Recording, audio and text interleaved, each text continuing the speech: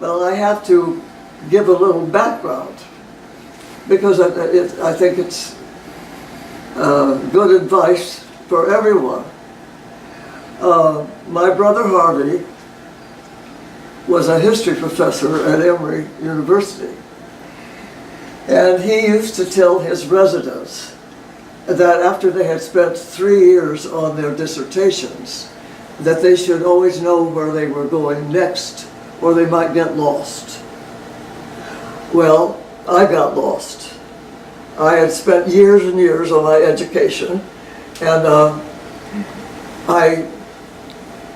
then I didn't, and of course I graduated from psychiatry and in psychoanalysis. And my friends were getting married and having children. And I, being a therapist, which I did enjoy, but that wasn't enough to give life to my meaning. And I developed hay fever. And I went to a wonderful doctor whose name is Charlotte McCarthy, who was Hopkins called their 60-minute doctor, because she was so thorough. And she said, if you get an allergy like this, it's because you're depressed. And I'll tell you how to live.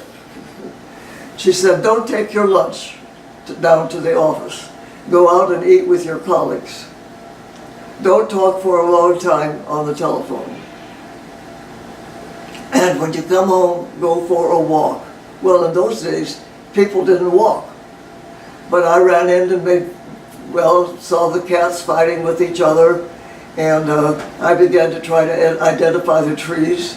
Like when I was a child, I'd gone with my father to see the wildflowers in the spring, and so on. And then when I would come home at night, I would listen to Beethoven. And I thought, well, if he could suffer as much as he did, and then rise above it at the end, maybe I can too. So I decided I was going to go to Europe. My mother had one trip, and I decided I could have one trip. So the analytic meetings were there every other year. So I went. I studied Berlitz before to brush up on my French. And while I was in the Jeu de Paume at the Louvre, they had an Impressionist exhibition. And I was sitting there by myself in the park, contemplating what I had seen, and I felt this burden lift off my shoulders. And it was sort of, well, it was like an epiphany, a moment of epiphany. I mean, this is your life, Barbara. And I was on my way. I was going to spend a week with my friend in Germany, who lived in Germany, but he was home on vacation. And when I left, we decided that we weren't going to get married. And I had 2 weeks on the Riviera at Montreux, right near Italy. And I was swimming on my back, wondering, can I keep this wonderful feeling when I get home? And I banged my head against a rock. I was swimming, as I say, on my back. So I got up on the rock, and a short story came to mind. How much battering can a body stand? So I rushed upstairs and wrote the story. Then I went to Switzerland to visit my friends, the Strawinskys, and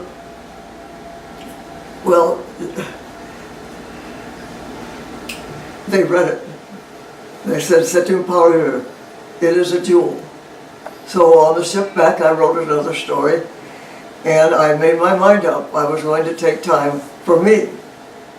And I discussed it with my former psychoanalyst, who's sitting right over there in a picture, and Sarah Tower was her name. And she had been to Harbor Island, perhaps on their honeymoon, I'm not sure. And she knew that it was a place that you could go by yourself and be comfortable. And that it was, well, she didn't mention the community because nobody has really become as integrated as most of us. And so that's how I heard about it. And she, I think she had stayed at Pink Sand, so that's where I went. And was until it closed, and then I went to Pips. What year? Oh, now, 1958. Mm-hmm. Yeah, because I went to Europe in 57 and 58, yeah. And so my brother had wanted me to, when I went to Paris, he had wanted me, my second brother, Arthur, worked for Eastman Kodak, who was a physicist and a beautiful photographer. And he wanted me to take a camera, and I said, no, I want to enjoy my trip. Well, I was sorry. So he gave me a Brownie. So I went to Harbor Island with a Brownie reflex, Star Flash or something. And when he saw my work, he said, Barbara, you've got the eye, the family eye. My father was also a fine photographer. Never had the money to do much with it, but he, excellent pictures. So I found,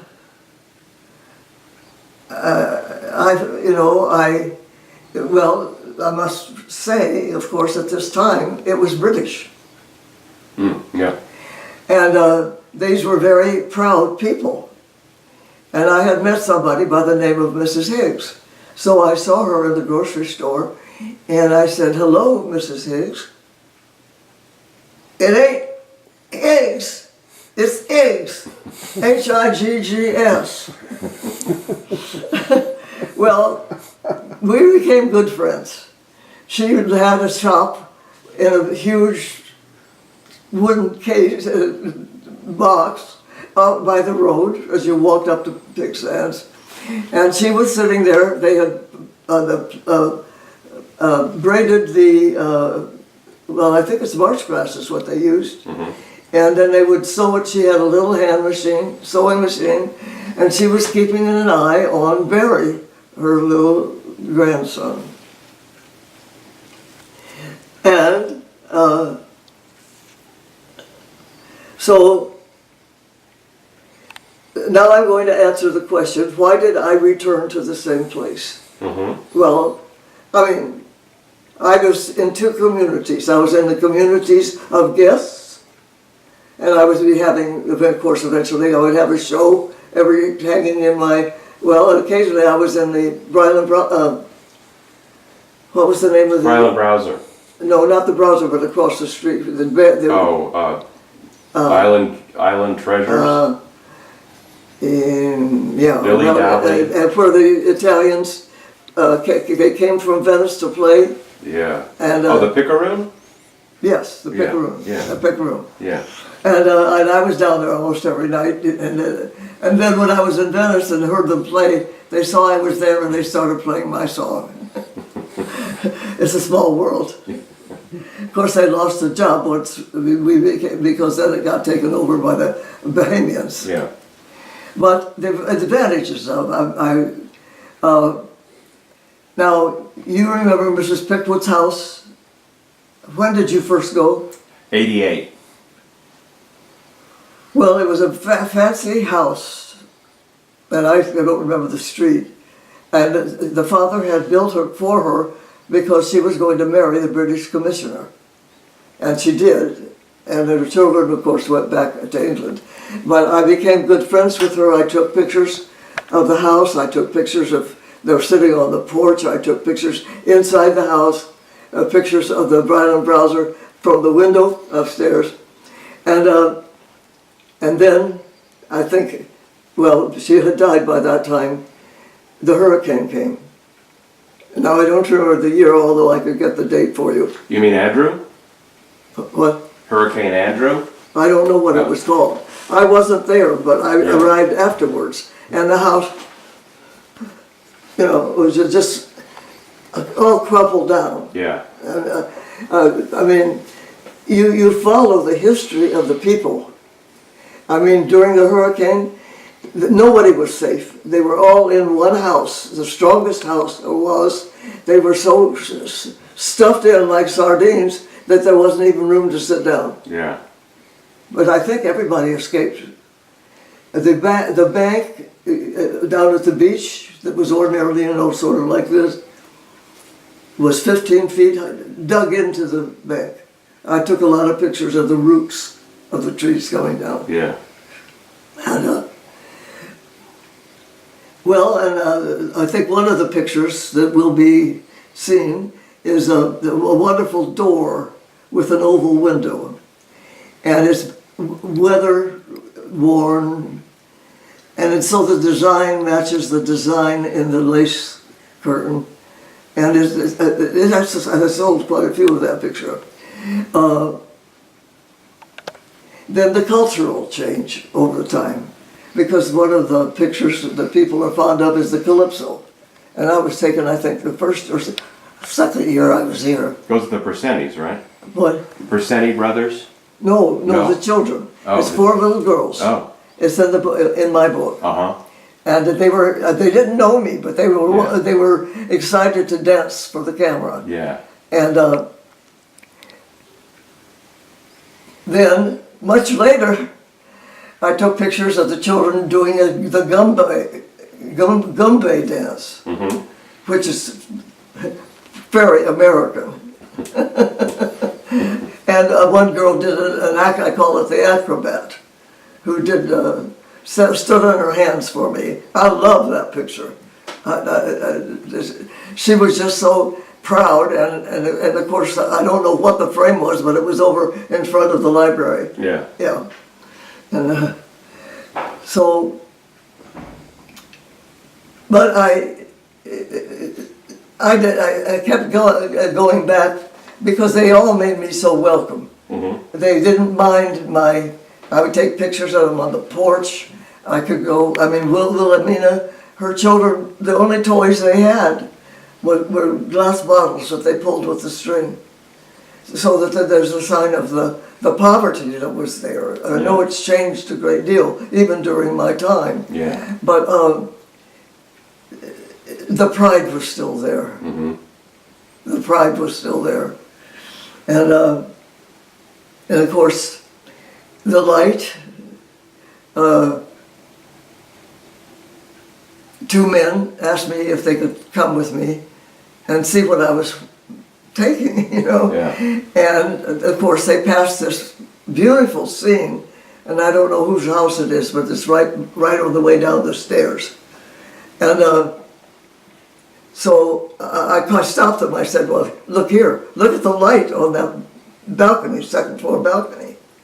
And but I couldn't get what I wanted without standing on the wall of the Catholic school. Mm-hmm. So they each held my leg, and I had a jacket with one, I guess that was my Hasselblad, so I was shifting lenses. Yeah. So I took it with 3 different lenses, balancing. Now I can't even stand up at age 98, but then, so what?